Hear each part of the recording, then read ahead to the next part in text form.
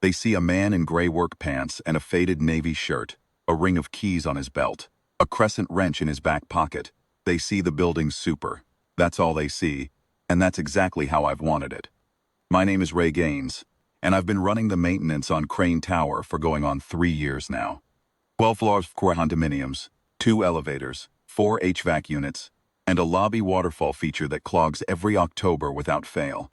I know which unit has the slow drain in 4B, breaker in the utility closet, runs hot, and that Mrs. Ellison on the 9th floor keeps a welcome mat that curls at the corner and will put somebody on the floor one day. I keep a notebook. I keep my head down. I keep things running. I chose this. I want to be clear about that. A man of 67 has earned the right to choose his own quiet, and I chose mine. I met Nora Crane on a Tuesday in October, 11 months ago. The lobby waterfall had done its thing, and I was on my knees by the pump housing, with a shop vac and a flashlight, when the elevator opened and a woman in a charcoal suit stepped out, heels sharp on the marble, a briefcase in one hand and a phone in the other.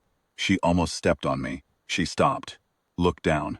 Most people in this building look at me the way they look at the elevator buttons. Useful, unremarkable, not worth a second thought. She looked at me like I was a person.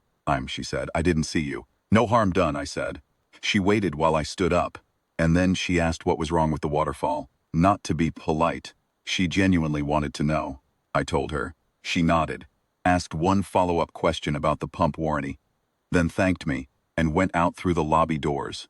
I stood there a moment, in hand, and thought, well, that was different. After that it was small things. A nod in the lobby. A word about the weather. Shh. One afternoon she came down to the maintenance room, knocked on the open door, which nobody does, and said the radiator in her bedroom was clicking at 3 in the morning. I went up that evening, bled the line, and it was done in 10 minutes. She made coffee. We stood in her kitchen and talked for 40 minutes about nothing in particular, and it was one of the better 40 minutes I'd had in a long time. It went on like that through the winter. I fixed things. She thanked me in a way that meant something. We talked in the lobby when the hour allowed it. She told me she ran a commercial development firm, that she'd taken it over from her father 5 years ago, that she found the work meaningful, but the pace relentless. I told her I'd once known that feeling. She asked what I'd done before this. Construction, I said, and left it there.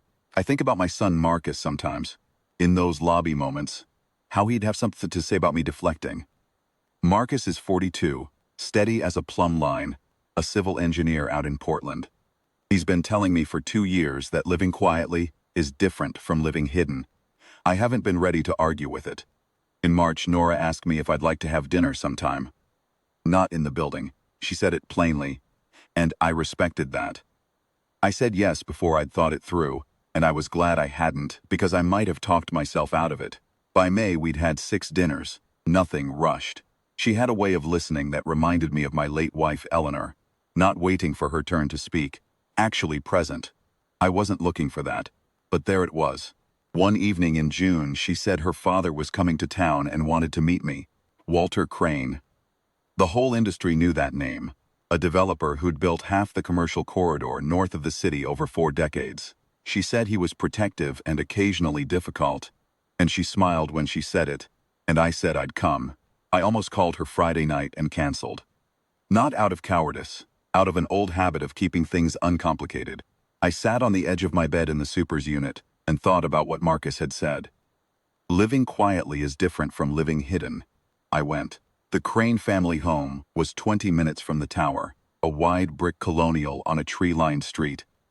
The kind of house that's been a home, so long it forgets to show off.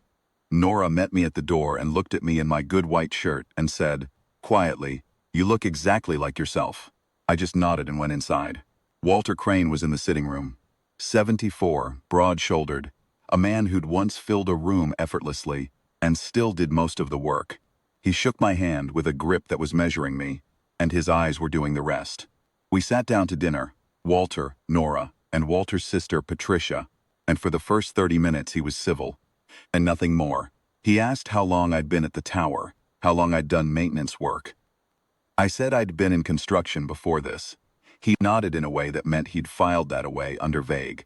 Nora was talking about a project her firm was bidding, a mixed-use development, near the waterfront. And Walter was responding with the kind of practiced authority that comes from doing something for a long time.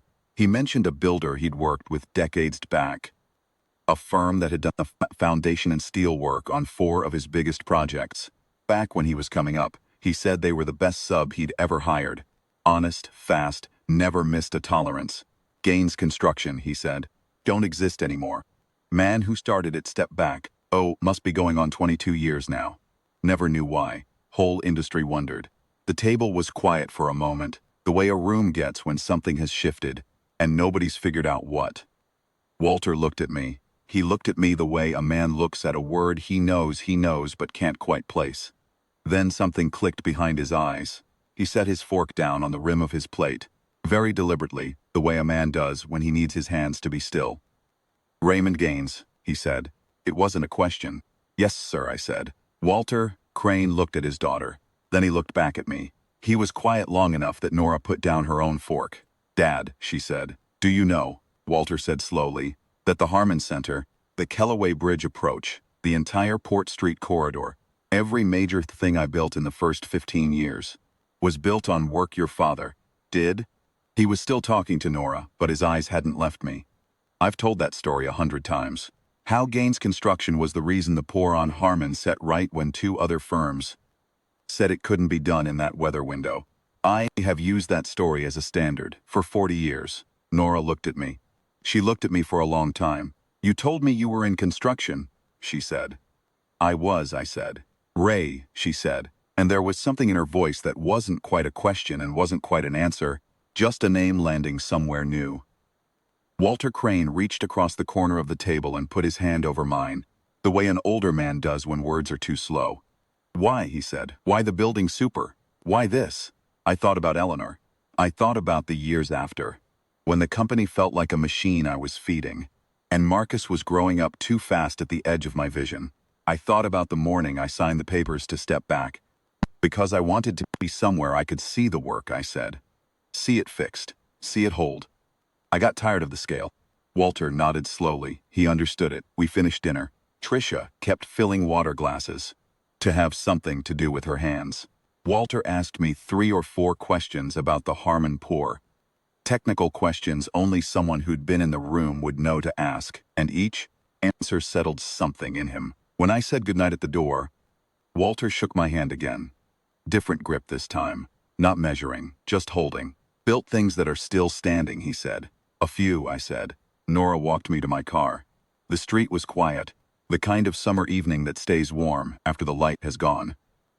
She didn't say anything for a moment, and I didn't either. Then she looked at me with those same listening eyes and said, Is there anything else I should know? I thought about it the way the question deserved. Probably, I said, but nothing that changes anything. She laughed, a real one, quiet and sure, and it occurred to me that Marcus was right, the way he usually is. Living quietly and living hidden are 2 different things. I'd been doing one of them wrong for a while. I drove home to the 2nd floor. I had a slow drain in 4B to get to in the morning, and the lobby waterfall to check before October made it a problem again. Some things you walk away from. Some things you carry with you because they made you. The trick, I've found, is knowing which is which, and having the patience to let the right person see the difference.